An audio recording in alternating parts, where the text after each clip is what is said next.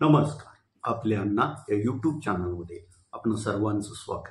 आपण आपल्या अण्णा हे यूट्यूब चॅनल सबस्क्राईब करा, लाईक करा आणि कमेंट्स पण नोंदवा. काल 17व्या IPL हंगामाचा समारोप झाला. कालची अंतिम लढत ही कोलकाता नाईट रायडर्स आणि सनराइज हैदराबाद या दोन संघामध्ये झाली. मात्र ही या स्पर्धेतील अंतिम सामना खराच होता का अशी परिस्थिती सनरायझर्स हैदराबादच्या खेळाडूंनी त्यांच्यावर ओढवून घेतली होती. सनरायझर्स हैदराबादने नाणेफेक जिंकून फलंदाजीचा निर्णय घेतला आणि 287 अशी 20 षटकात धावसंख्या रचणाऱ्या ह्या संघाला 18.2 षटकात अवघ्या 113 धावा करता आल्या. त्यामुळं सामना तसा एकतर्फी झाला आणि कोलकाता नाईट रायडर्सनं 2 गडी गमावत हा सामना 10.3 षटकात जिंकला आणि तिसऱ्या वेळी विजेतेपदाला गवसणी घातली. कोलकाता नाईट रायडर्सचा मेंटॉर माजी खासदार गौतम गंभीर यानं कल्पकतेनं सर्व जे काही खेळाडूंना मार्गदर्शन केलं. त्यामुळं कोलकाता नाईट रायडर्स एका दशकानंतर त्यांनी इतिहासाची पुनरावृत्ती केली आणि IPL चषकावर IPL चषक तिसऱ्या वेळी जिंकला. या संघाने एकूण झालेल्या 20 सामन्यापैकी तब्बल 17 सामने जिंकले. या स्पर्धेतील पहिल्या क्वालिफायर सामन्यातही कोलकाता नाईट रायडर्सनं तसा कागदावर बलाढ्य असणाऱ्या सनरायझर्स हैदराबादचा पराभव केला होता आणि परत अंतिम सामन्यात या दोन संघात गाठ पडली आणि कोलकाता नाईट रायडर्सनं परत सनरायझर्स हैदराबादचा पराभव केला. या स्पर्धेत सर्वोत्तम खेळाडू म्हणजे सर्वही असणारा कोलकाता नाईट रायडर्सचा अष्टपैलू खेळाडू सुनील नारायण हा ठरला. त्यानं हा पुरस्कार या स्पर्धेत तिसऱ्या वेळी जिंकला आहे. सुनील नारायण स्पिन गोलंदाजीही उत्तम करतो. त्याचबरोबर तो अगदी ओपनिंगला येऊन सुंदर फलंदाजी करतो. त्यानं 17व्या हंगामात जवळपास 500 धावा केलेल्या आहेत. त्यावरून त्याची उपयुक्तता ठरते. या स्पर्धेत सर्वाधिक धावा करणारा खेळाडू म्हणून साहजिकच विराट कोहली, सर्वाधिक विकेट्स घेणारा हर्षित पटेल, सर्वोत्तम कॅच घेणारा म्हणून रमनदीप सिंग आणि उभरता नवा खेळाडू म्हणून परदेशी कर्टन यांचा गौरव झाला.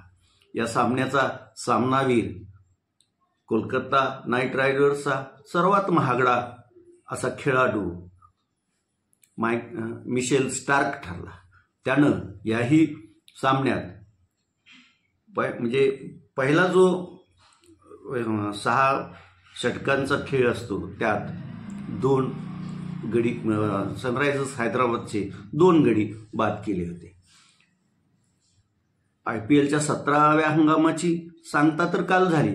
आता भारतीय लोकशाहीत जीवन ठेवण्यात जी महत्वाची भूमिका लोकसभा बजावते त्या लोकसभेच्या 18व्या निवडणुकीचा समारोप येत्या 1 जूनला होणार आहे. 2014ला नरेंद्र मोदी म्हणजे भाजपची जी NDA आघाडी आहे त्यांनी UPA आघाडीला पराभव करून सत्ता काबीज केली होती. आता त्यालाही बरोबर 10 वर्ष होत आहेत. आणि या जसं कोलकाता नाईट रायडर्सनं 10 वर्षानंतर म्हणजे एका दशकानंतर परत IPL चषक जिंकला, तसं यावेळी पूर्वीची UPA आणि आत्ताची इंडिया आघाडी इतिहास घडवते का?